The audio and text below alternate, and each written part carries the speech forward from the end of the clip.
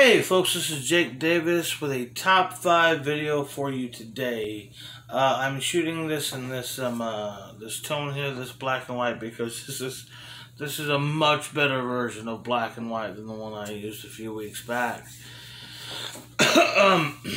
Last October, I just did as many horror movie themed top 5s and videos as I possibly could. This year, I just did not do anything really. I did a couple of videos, but I've mostly been slacking on it, basically because, 2020 is like, the year that shall not be named. If, Lord Voldemort was a year, it'd be 2020, one of those situations. But today I'm going to talk about the top 5 horror films of the 1990s. Kind of like been making my way to modern times. I did top 5 horror films of the 70s, 80s, and now 90s, bit of a trilogy. Will I do the 2000s? Who knows? Because the 90s was kind of rough. Because you see, in the 1980s, horror movies really got great. They were, not that horror movies ever really sucked, but they almost like supernovaed on themselves because of all the vastness and success that was going along, all the franchises in the 1980s. Then just like everything kind of burned out in the 90s. And the 90s is, a really bad time for horror films. A lot of blandness, a lot of dullness. So in my top 5 here, you're going to find some repetitive features. And I'm not sure exactly how long this video may go. I may ramble a little bit. I may go off subject. But I might rush through it too, because 2 of the 5 videos have made my list. I've already done long fucking retro reviews for last year, which I'll mention. I hope you go back, check out my retro reviews and playlists I got on my channel, and watch those, if you enjoy my videos, because, why wouldn't you? Anyhow, here we go. Top 5 horror films in the 1990s. Number 5, Fallen, released in 1998, directed by Gregory Hoblit, starring Denzel Washington, John Goodman, Donald Sutherland, Beth Davids, and Elias Koteas, I believe. I'm not sure how he pronounces that, actually. Also got, Robert Lovejoy, what a name, in there. The whole concept of this film is Denzel Washington is a homicide detective who, in the film, begins a serial killer that he busted, gets sent to the gas chamber and is executed.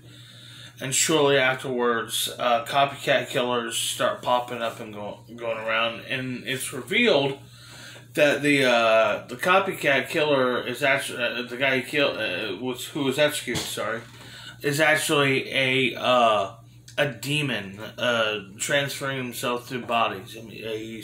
He's foul-mouthed, he's wretched, he's filthy, got a heavy appetite, and loves rock and roll. It's your typical kind of body snatcher movie, but it's done in such an intelligent way. And then there's, of course, there's the cast. How many horror movies has Denzel Washington done? You know what I mean? John Goodman's, he's really good in it, even though he tries to do his rock and roll thing, which can be a little gaudy. Donald Sutherland, you can't do a body snatcher. It's just the fact that he's in a body snatcher style movie is just great. I think it's the 3rd one he's done. And it's just, it's just a really smart, well-executed film with a brilliant 3rd act. And it's always been a movie that's always been a lot of horror movies, or a lot of movies in general, that are relying on twist endings or surprises, don't have that rewatchability, but that's not the case with Fallen. It's of all the 90s horror movies, it's one of the ones I've watched the most, which is a common thing on here. There's probably of these 5 films, for the exception of one, it's probably the horror films from the 90s I've seen the most times in my life. Number 4, popcorn, man. I love popcorn. Around New Year's or Christmas time last year, if it was New Year's, I guess it was this year. I did a retro review for Popcorn, and I loved that movie. It's unappreciated, under the radar kind of horror film from 1991, and excuse me, the concept of it is a group of film students, film school students, decides it's like a fundraiser. They're gonna have a screening of these 3 low budget horror films to like raise money and for their study, their course. So they have another semester, that kind of thing. Typical kind of 80s save the program kind of movie. But it's a slasher because they also find a film reel of this devil cult kind of guy who all gets played into the kind of thing. And of course, there's a serial killer at the festival, at the screening of the 3 big movies. And it's a basic slasher. The thing is, despite just being, it has some solid kills and stuff like this. I mean, it was kind of ahead of its time. It has a lot of meta humor, a lot of self-awareness. Has traps, elaborate traps the killer sets up with ways that people can escape, much like, the Saw films would eventually do many, many years later. But it's not just the gruesome kills or the self-awareness or that kind of stuff that really is great about it. It has all of the fake films inside of the movie. Oh, they really go all out. We got this movie about like a 50s creature feature about a giant mosquito. We got a guy on death row who gets electrocuted and now has like electro powers. We have a shitty Japanese horror movie where it's a killer smell that's taking people out, and they're all done they're all shown in this William Castle style, reach out and grab you, attack the senses, audience engagement approach. And just all the little mini movies are handled with such care and such love. It just adds so much to this movie. That's already really fun. And then there's the villain. A bit of a spoiler, a major spoiler here. But when I watched it with my daughter, she endearingly named this villain Toby No Face. And I absolutely love that. It's such my kid. But yeah, Toby No Face, it's just a fucking knock it out of the park performance by Tom Villard. And I couldn't recommend Popcorn enough. It's not a movie that a lot of people that I know have actually seen it. But, oh man, I love Popcorn. Okay, I stopped gushing over it. I'll move on. Number 3, Misery. Misery is great. Now, this is part of the era of the 1990s of the Stephen King stuff. Between 76 and 99, there were quite a few Stephen King movies nominated for Oscars, including, Stand By Me, the Green Mile, of course, Carrie, and this, Misery. Shawshank Redemption, that's what I was thinking of. It slipped my mind there. But I absolutely love Rob Reiner's approach to this movie. It's handled very, very well. 1990, and the whole concept here is James Caan plays Paul Sheldon, who's famous for writing a series of period romantic novels about a woman named Misery Chastain. He's like they're just about to release any day, gonna hit the stands of the final novel where she passes away, and he's just kind of finished the first draft of a far more personal novel about his youth. While he's finished his novel, he's in a terrible car wreck in the middle of a blizzard, and he's rescued by Annie Wilkes, who is a nurse who lives by the area, and she's his #1 fan. And it's slowly revealed that she's a lunatic. She's a psychopath, and she tortures him, holds him captive, and makes him write stories for her. It may sound boring or contrived, or maybe not much like a horror movie, but it's so chilling, it's so horrible. And what more would a a nightmarish scenario could you imagine? Something that could really happen, not like a guy with finger blades attacking your dream. This shit could happen to you. But just there's of course the iconic performance by Kathy Bates, who won an Academy Award for this film. Would be the first of 3 times a horror movie won the Oscar for Best Actress. The other ones would be Jodie Foster for Silence of the Lambs and Natalie Portman for Black Swan. It made her a movie star. It absolutely did. But it was often not talked about in this movie. It's just how good James Caan in this movie is. He's such a fierce and fiery performer. This is what made him it was so natural for him to be cast in movies related to Al Pacino and Marlon Brando. All 3 of these guys act the same way, you know what I mean? They're all just so charismatic, you know? But, and loud. I'm trying to be loud. It's kind of late. I'm shooting this late. I'm going to post it early, but I'm shooting late. But, anyhow, James Caan is terrific in this. And the other thing is the violence. This movie has very, very little violence in Misery. But what is there is so more... It's grisly and it's gruesome, but it's not gory. It's more there for the madness. And going back to James Caan real quick, talk about him being fierce and everything, but he's so resolved, so quiet, so simmering in this movie. Just a brilliant performance. Of course, all comes to the surface in the explosive climax of the movie. Misery is great. Absolutely great. Number 2, The People Under the Stairs. Oh man, I really love The People Under the Stairs. This, some people might kind of wipe this off as kind of a comedy, but I love this movie. So maybe the only horror movie that my grandmother actually likes. But it's a dark fairy tale. The concept of 1991, I believe, and the concept of it is a young kid from a bad neighborhood gets kind of dragged along into this B&E of local rich folks, and the rich folks are just batshit crazy, and they got all these kids that they've kidnapped, like locked in their cellar, and there's the one good girl that's figured out how to play along with their games to kind of stay safe, and it's just it's a madhouse. It's like Alice in Wonderland if Wes Craven did Alice in Wonderland, and yeah, it's Wes Craven, but just. The hero, whose name is Fool, the little boy, he's so heroic. You really root for him, and